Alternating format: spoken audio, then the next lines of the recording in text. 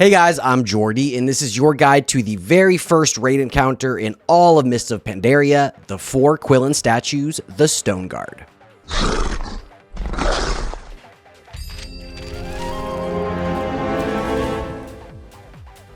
Now real quick, I want to mention, for the easier fights in Mists of Pandaria, I'm going to endeavor to keep these videos shorter than I have previously. You don't need to know every tiny thing for many of these bosses, but I promise you'll get enough for a full picture. Alright, before we get into the boss, let's talk raid comp for Mogu'shan Vaults. You have a lot of options for raid comps in Mists of Pandaria. Nothing is going to be that much better or worse, so we're going to use this super balanced raid as an example, but any 2 tanks, 5 healers, and a normal mix of ranged and melee DPS will do great. One thing to note, for this first fight, you might opt to add a 3rd tank depending on which strategy you do, more on that in a second, so make sure one of your guys is ready if need be.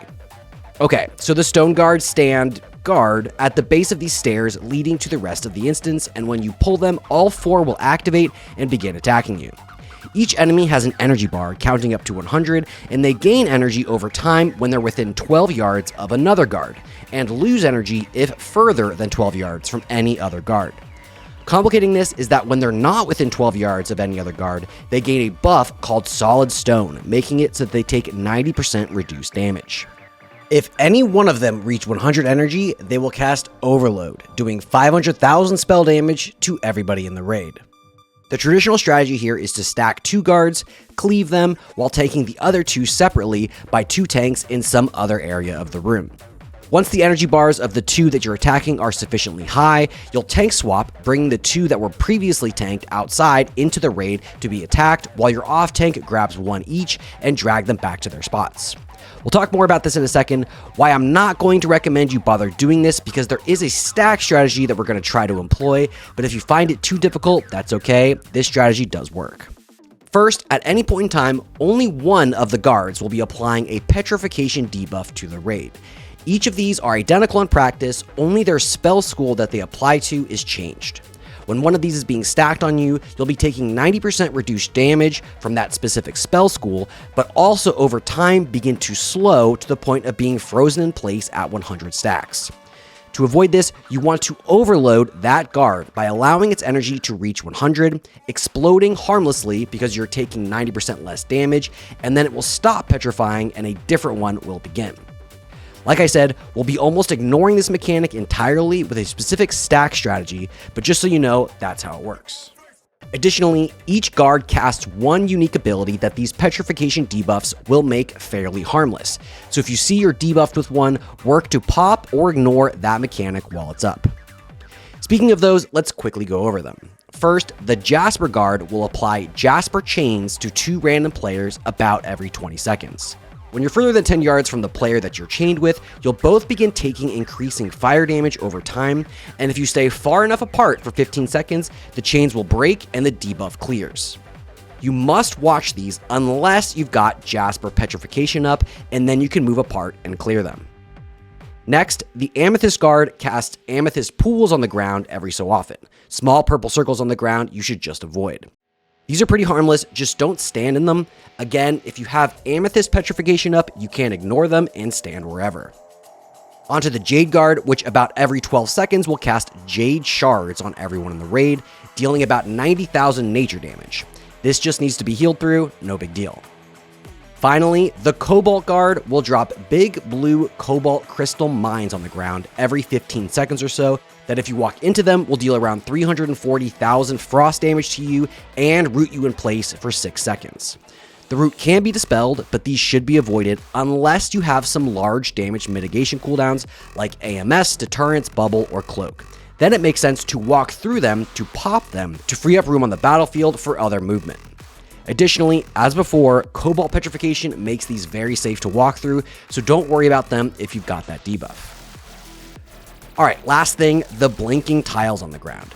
This footage is before a fix went in to realign them, but the goal here is to click one of these crystals, get infused with a living buff associated with that crystal color. You start at 7 stacks of this debuff and it ticks hard initially, but for every tile that you walk over, it will energize it, removing a stack of your debuff and giving everyone in the raid a stack of the energized tiles buff, increasing your damage and spirit by 1% per tile.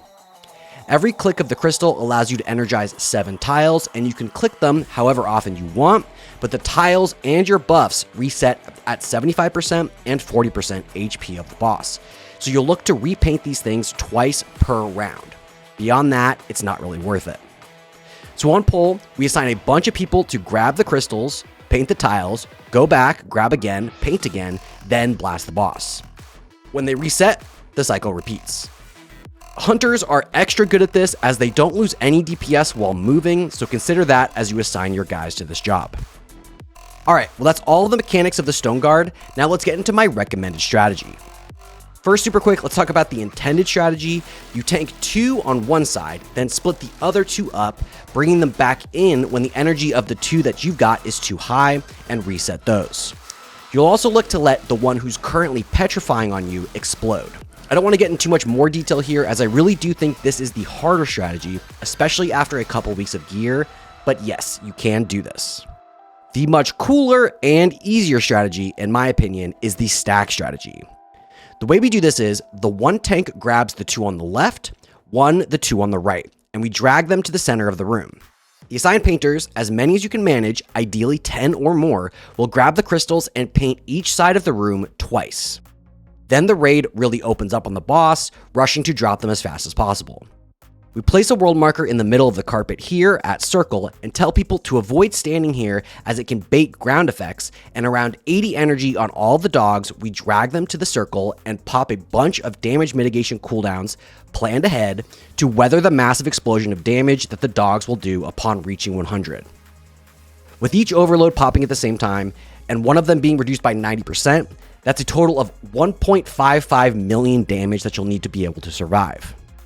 Now we're going to do this with a combination of Barrier, Rallying Cry, Demo Banner, AMZ, Aura Mastery, Avert Harm, Spirit Link, Smoke Bomb, and any personal defensives like Deterrence, Bubble, AMS, what have you. Note that if you use these personal cooldowns on popping traps, they won't be up for the explosion, so keep that in mind. For our raid comp, this is how we're going to manage it. Now your raid might not have these cooldowns, and for guilds with a bit lower DPS, you'll need to survive 2 explosions, so plan accordingly. Last note about this, AMZ now only lasts 3 seconds, so be sure to pop it at just the right time on the stack.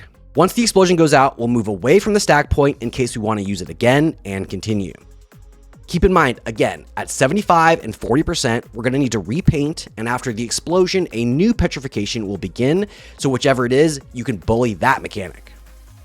If you survived the explosions, painted the tiles quick enough, and didn't stand in the bad, the dogs should go down, and you're well on your way to becoming a Mists of Pandaria legend.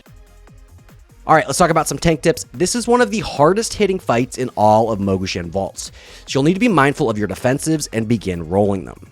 Remember, we've got some new defensives like Vigilance for every warrior, Demo, Rally, and your various personal ones, so get beefy and survive. Also, work with your off tank to keep the bosses as stacked as you can. Cleave is king here, especially for your warriors. And try to watch where you're standing. Don't stand in a cobalt mine unless you're planning to, and absolutely watch where you're going when you're moving to the stack point. If you get hitched up by one while you're moving, it could spell disaster. And for the healers, this fight is super fun because you feel like you're building a fort that needs to survive a nuclear blast. I like to recommend healers help paint before planting their feet just outside of the stack point and pump heals. Then follow your assignment for raid cooldowns and survive the overload and back to painting. And for the DPS, work to pop any extra mines that you can, avoid those puddles, and paint. And when the explosions are about to go out, it doesn't hurt to pop a defensive and then follow it up with a health stone to help your healers. This is a huge DPS race, so pump hard and get them down before that second explosion if you can. But absolutely before the third, or it will almost surely be a wipe. Alright, well that's it for Stone Guard. Geez, I said this was going to be short, and look at the time. Oh well. If you enjoyed this video, do me a huge favor and like and subscribe. I've got boss guides coming for every boss soon, so stay tuned for those. Thank you so much, guys, and I'll see you in the next one.